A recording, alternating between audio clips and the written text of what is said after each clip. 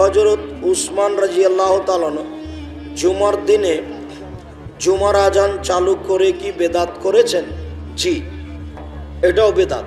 তো তিনি যে করেছেন ওটা তার ইজতেহাদ, ওই পর্যন্ত তার নেকি। যখন বুঝেছেন বা আর সাহাবীরা ফতোয়া দিয়েছেন তখন তিনি ফিরে গেছেন হতে পারে, যার কারণে সারা পৃথিবীতে সব জায়গায় চালু ছিল না। একাধিক সহি 4-5টা সহি হাদিস দেওয়া আছে। এখন আসবে আরো প্রশ্ন। কি প্রশ্ন? যে জুমার নামাজের দিন যে আপনারা আজান দেন, 2 আজান, কয় আজান? আরে জুমার আগে কয় আজান হয়? এক আজানে মসজিদে আসেন, আরেক আজানে হুজুর খুতবা দেয়, তাই তো?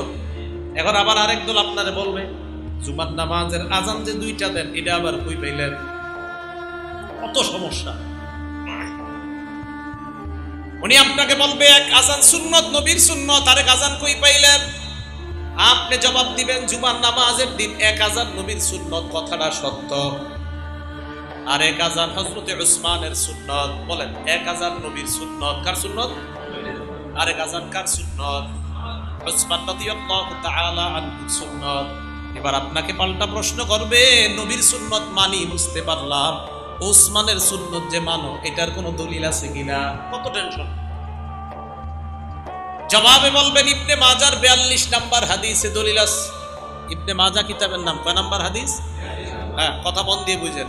ক্বালা রাসূলুল্লাহ সাল্লাল্লাহু আলাইহি ওয়াসাল্লাম, আল্লাহ নবী বলেন, আলাইকুম বিসুন্নতি ওয়া সুন্নাতিল খুলাফাইর রাশিদিন আল মাহদিয়িন, তোমরা আমার সুন্নত আঁকড়ে ধরো, আমার খোলাফায়ে রাশেদা হেদায়েতপ্রাপ্ত সাহাবার সুন্নত তোমরা আঁকড়ে ধরো, আমার সুন্নত আঁকড়ে ধরো, আমার হেদায়েতপ্রাপ্ত সাহাবা খোলাফায়ে রাশিদিন যারা, তাদের সুন্নত আঁকড়ে ধরো।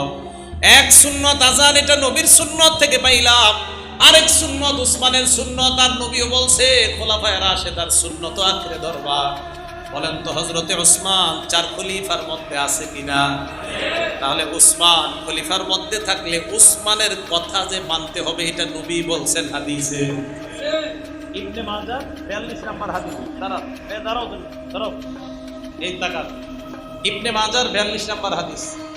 এক আজান দিছে এই ছেলেটা, আজানে জুমার নামাজে আসছে, আরেক আজান দেওয়ার পরে খতিব সাহেব খুতবা দিছে। মন দিয়ে বুঝবেন, তাহলে এক আজান মানতে হবে, এটাও পাইলাম কি? নবীর সুন্নতে।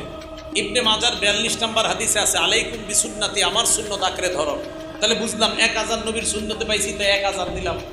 আরেক আজান কই আছে? কয় উসমানের সুন্নত, ওইটা মানতে হবে। কই আছে? কয় ইবনে মাজার 42 নাম্বার হাদিসে আছে, ওয়া সুন্নাতিল খুলাফাইর রাশিদিন, যে আরেকটা হলো খোলাফায়ে রাশেদার সুন্নত, এইটাও মানতে নবীজি বলছেন।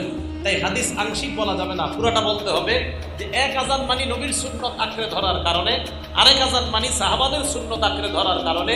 নবীর সুন্নত আঁকড়ে ধরার কথাও নবী বলছেন, সাহাবার সুন্নত আঁকড়ে ধরার কথাও নবী বলছেন। তাই সাহাবার আমল করা মানি নবীর কথার অনুযায়ী আমল করা। বুঝেননি কথা? তাহলে কোরআন সুন্নাহ, বলেন কোরআন সুন্নাহ, তাহলে কোরআনও মানতে হবে, সুন্নাহ।